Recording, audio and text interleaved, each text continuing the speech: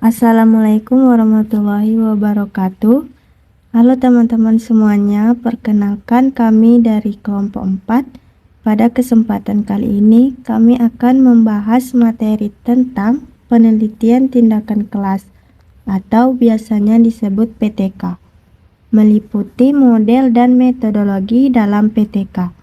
Baik, langsung saja kita masuk ke pembahasan materi. Penelitian tindakan kelas adalah penelitian yang dilakukan oleh guru di kelas untuk memperbaiki proses pembelajaran, meningkatkan hasil belajar peserta didik, serta menyelesaikan masalah yang terjadi selama pembelajaran berlangsung. PTK dilakukan secara bertahap dan berulang dalam bentuk siklus. Model-model penelitian tindakan kelas. Bagian ini berfokus pada pembahasan berbagai model PTK yang berkembang dari waktu ke waktu. Model-model tersebut menjadi pedoman dalam melaksanakan penelitian di kelas. Konsep dasar dan sejarah model PTK. Yang pertama ada model Kurt Lewin. Kurt Lewin dikenal sebagai pelopor penelitian tindakan kelas atau action research. Ia memperkenalkan konsep dasar PTK yang berbentuk siklus. Siklus tersebut terdiri dari yang pertama, perencanaan atau planning, yaitu menyusun rencana tindakan untuk mengatasi masalah. Yang kedua, tindakan atau action, yaitu melaksanakan tindakan sesuai rencana. Yang ketiga, observasi atau observation, yaitu mengamati proses dan hasil tindakan. Dan yang keempat, refleksi atau reflection, yaitu mengevaluasi keberhasilan tindakan untuk perbaikan berikutnya. Model ini menjadi dasar bagi perkembangan model PTK lainnya. Karakteristik utama PTK yang pertama itu bersifat kolaboratif, biasanya melibatkan guru dan peneliti. Yang kedua dilakukan secara reflektif, artinya selalu ada evaluasi dan perbaikan. Yang ketiga menggunakan siklus berulang sampai masalah pembelajaran dapat diperbaiki, bertujuan menyelesaikan masalah nyata yang terjadi di kelas secara langsung. Variasi model penelitian tindakan kelas selanjutnya adalah model Chemis dan MC Taggart. Model ini merupakan pengembangan dari Kurt Lewin. Ciri utamanya menggunakan model spiral atau siklus berulang. Yang kedua, tahapan tindakan dan observasi dilakukan secara bersamaan. Yang ketiga, setelah refleksi dilanjutkan ke siklus berikutnya jika masalah belum selesai. Model ini paling sering digunakan dalam penelitian PTK karena sederhana dan sistematis. Lalu, model selanjutnya adalah model John Elliott. Model John Elliott lebih rinci dan fleksibel. Karakteristiknya memungkinkan revisi tindakan di tengah proses penelitian, menyesuaikan tindakan berdasarkan hasil temuan awal, fokus pada perbaikan praktik pembelajaran secara mendalam. Model ini cocok digunakan jika peneliti ingin mengevaluasi yang lebih detail selama proses berlangsung. Lalu ada model MC Kernan. Model MC Kernan berorientasi pada pemecahan masalah praktik di kelas. Ciri-cirinya fokus pada kebutuhan nyata dalam pembelajaran, memperhatikan faktor waktu dan kondisi kelas, dan guru dapat menyesuaikan tindakan sesuai situasi yang mendesak. Model ini lebih fleksibel dibanding model lainnya. Selanjutnya ada model Chemis and McTaggart. Pada slide ini dijelaskan mengenai model PTK dari Chemis and McTaggart. Model ini merupakan pengembangan dari model Kurt Lewin dan menjadi salah satu model penelitian tindakan kelas yang paling sering digunakan oleh guru maupun peneliti pendidikan.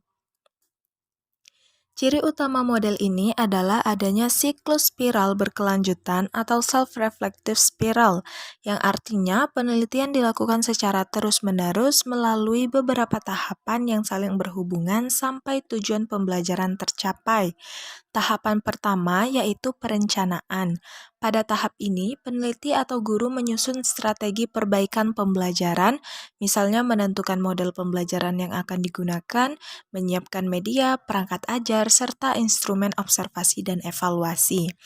Tahap kedua yaitu tindakan dan observasi.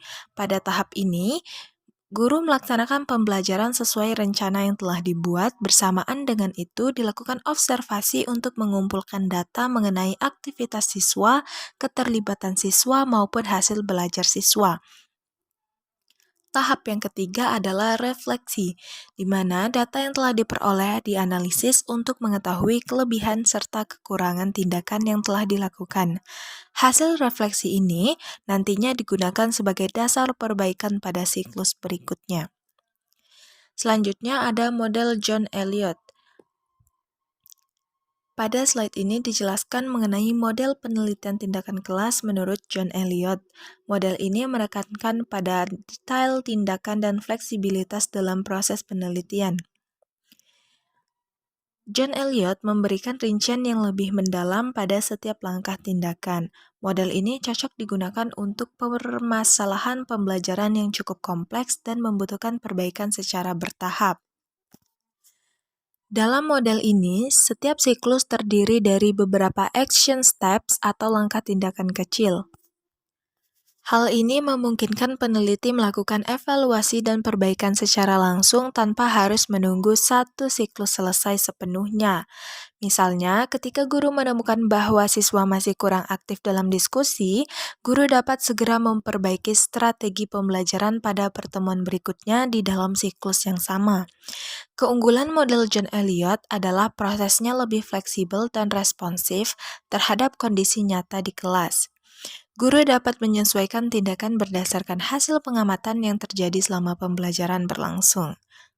Baiklah teman-teman, selanjutnya saya akan menjelaskan mengenai metodologi penelitian tindakan kelas, khususnya tentang prosedur pelaksanaan PTK dan teknik pengumpulan data dalam PTK. Nah, dalam penelitian tindakan kelas terdapat 4 tahapan utama, yaitu perencanaan atau planning, tindakan atau acting, pengamatan atau observing, dan refleksi atau reflecting. Keempat tahap ini biasanya dilakukan dalam bentuk siklus. Oke, kita bahas yang pertama tadi ada perencanaan atau planning. Pada tahap ini, guru mulai mengidentifikasi masalah yang terjadi di kelas. Contohnya itu seperti siswa yang kurang aktif, nilai belajar rendah, siswa sulit memahami materi, atau kurangnya motivasi belajar siswa. Nah, setelah masalah ditemukan, guru menganalisis penyebab masalah tersebut. Kemudian, guru menyusun rencana tindakan untuk mengatasi masalah itu. Beberapa hal yang harus dipersiapkan pada tahap perencanaan itu antara lain membuat RPP, menentukan metode pembelajaran, menyiapkan media pembelajaran, membuat lembar observasi, dan menyusun instrumen penilaian. Lalu yang kedua tadi ada tindakan atau acting. Pada tahap ini, guru melaksanakan pembelajaran sesuai rencana yang sudah dibuat. Guru menerapkan strategi atau model pembelajaran inovatif di dalam kelas. Contohnya itu menggunakan media interaktif, diskusi kelompok, permainan edukatif, atau model pembelajaran berbasis masalah. Tujuan pada tahap ini adalah melihat apakah strategi yang diterapkan mampu memperbaiki masalah pembelajaran. Dalam tahap ini, guru harus melaksanakan pembelajaran secara terarah sesuai skenario yang sudah direncanakan. Yang ketiga tadi ada pengamatan atau observing.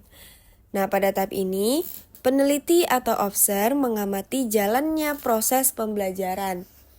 Hal-hal yang harus diamatin itu adalah yang pertama, aktivitas guru, kedua, keaktifan siswa, ketiga, interaksi dalam kelas, keempat, respon siswa, dan situasi pembelajaran.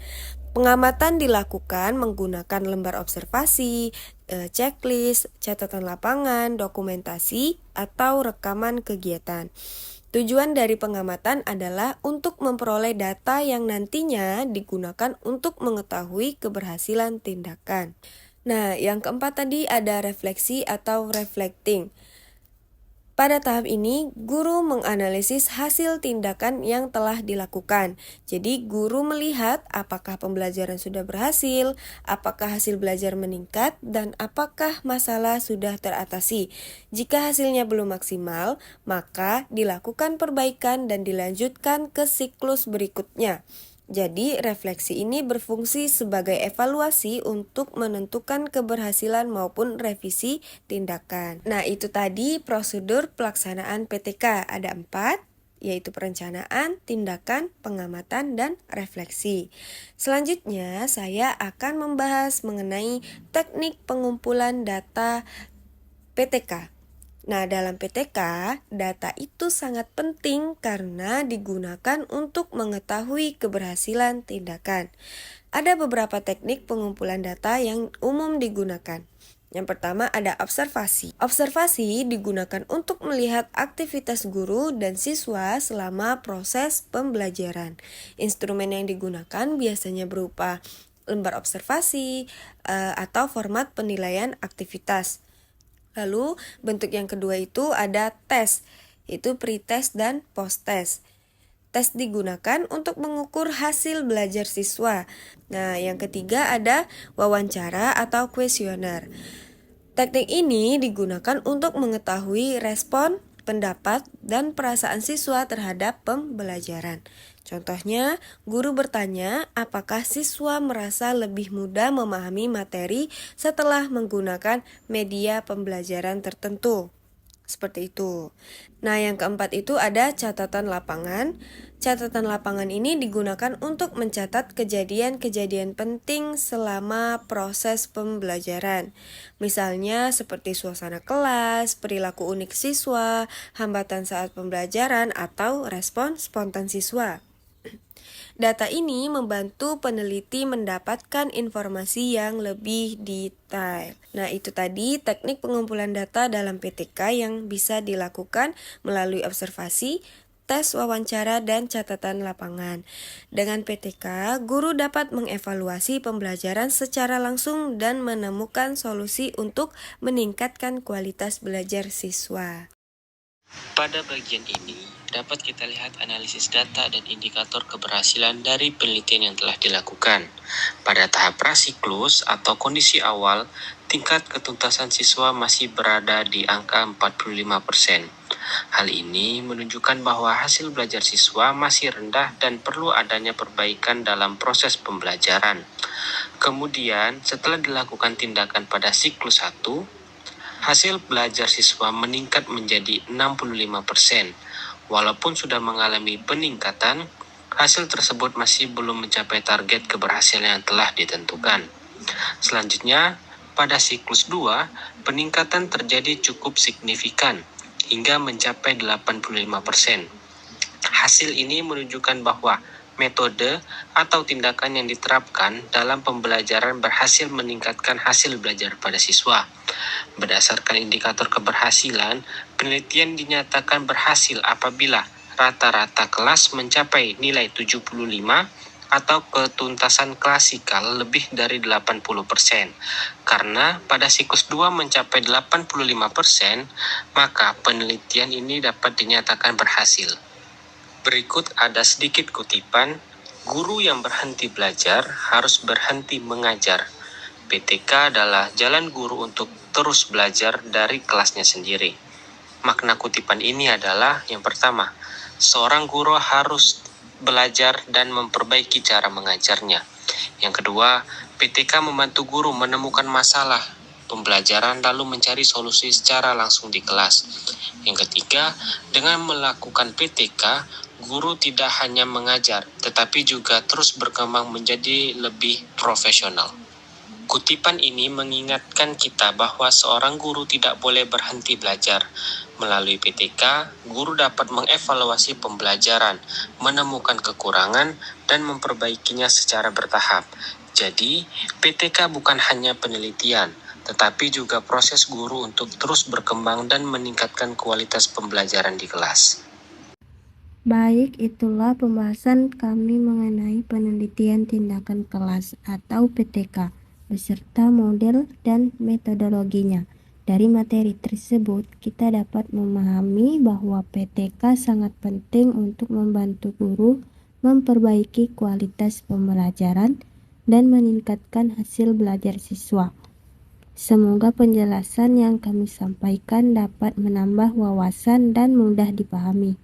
Wassalamualaikum warahmatullahi wabarakatuh.